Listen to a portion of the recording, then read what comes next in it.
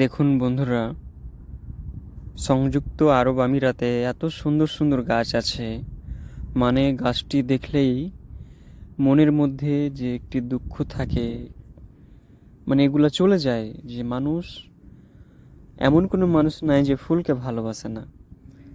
তো অনেক ভালো লাগছে এই যে বাতাস হচ্ছে, আর এই গাছগুলো আপনার বাড়ির সামনে লাগানো আছে।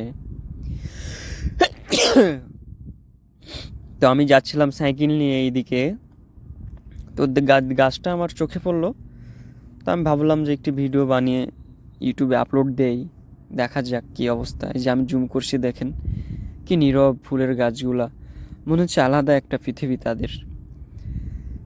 কেউ ঝরে পড়ে গেছে, কেউ হচ্ছে যে মনে হচ্ছে টুটি চিপে দিই ফুলের গাছগুলার। এত ভালো লাগছে আমাকে, অসাধারণ। যেখানে যদি আমি একটি চেয়ার নিয়ে বসে থাকতে পারতাম, সারাদিন আমার এখানে কাজ শুধু বসে থাকা, কিন্তু সেটা হচ্ছে না। আপনারা দেখুন যে কিছু কিছু পাতায় দেখুন যে ক্ষুদ্র ক্ষুদ্র করে পাতাগুলাকে খেয়ে নিয়েছে, ছোট ছোট পোকাতে খেয়ে নিয়েছে। আবার কিছু পাতা আছে যেটা হচ্ছে মরে গেছে। তো আমাদের যেরকম একটা দুনিয়া মানুষের, আমার মনে হয় যে গাছেরও একটি দুনিয়া। সমস্ত প্রতিটা গাছের কিছু পাতা মরে যায়, কিছু ফুল ঝরে পড়ে যায়।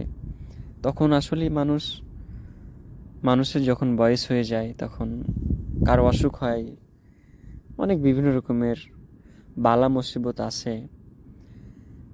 ঠিক ওইভাবে যদি চিন্তা করেন, এই যে দেখুন গাছের একটি পাতা হলুদ হয়ে গেছে, তার মানে সে অসুস্থ।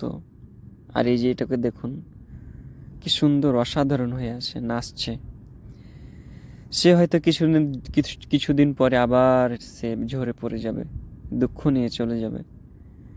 আর এই পাতাগুলোকে দেখুন, মনে হচ্ছে তারা নিষ্পাপ, একেবারে নিষ্পাপ।